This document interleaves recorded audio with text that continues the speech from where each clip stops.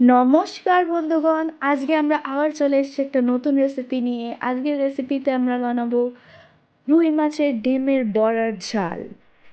আজকের এই রেসিপির জন্য আমাদের লাগবে স্ক্রিনে দেখানো যে ইনগ্রিডিয়েন্টসগুলো রয়েছে সেইগুলো আপনারা চাইলে পজ করে পড়ে নিতে পারেন।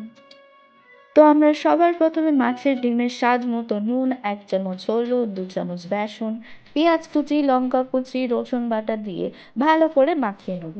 লঙ্কাটা নিজেদের স্পাইস টলারেন্স অনুযায়ী দেবেন, যেমনটা আপনারা নর্মালি দিয়ে থাকেন।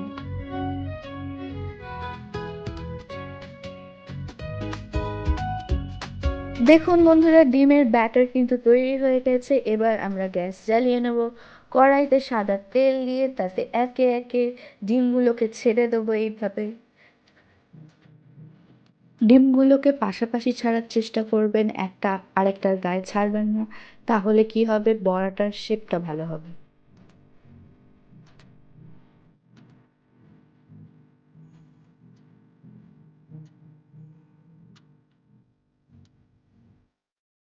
তো দেখে নিন বন্ধুরা, এইভাবে আমরা বড়াগুলোকে ভালোভাবে লাল করে দুপিট ভেজে নিয়ে তুলে নেব। এবার ওই একই তেলে আমরা দিয়ে দেবো একটুখানি গোটা গরম মশলা। তারপর আমরা ওই তেলে দিয়ে দেবো কুচিয়ে রাখা পেঁয়াজ। তারপরে পেঁয়াজ হালকা লাল ভাজা হয়ে গেলেই আমরা তাতে দেবো কেটে রাখা আলু। দেখুন, আলুগুলো কিন্তু এরকম সরু সরু করে রাখতে হবে, তাহলে ঝালে কিন্তু ওটাই ভালো লাগে। এরপরে আমরা দেবো টমেটো। তারপর রান্না ভাজা ভাজা হয়ে গেলেই আমরা এতে দেবো স্বাদ মতো নুন, 2 চা চামচ হলুদ।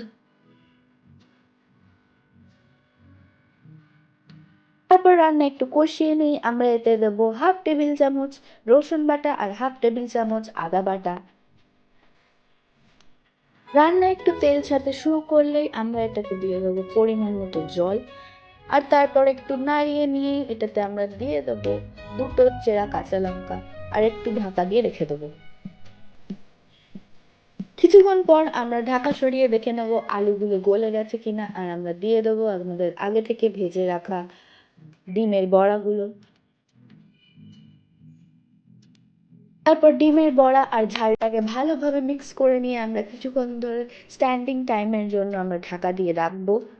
ঢাকা সরালেই আপনারা দেখতে পাবেন যে বড়া কিন্তু জলটাকে পুরো টেনে নিয়েছে এবং এটা কমপ্লিটলি ঝাল হয়ে গেছে। এবার ওপর থেকে একটুখানি গরম মশলা গুঁড়ো ছড়িয়ে দিলেই আমাদের রান্না রেডি।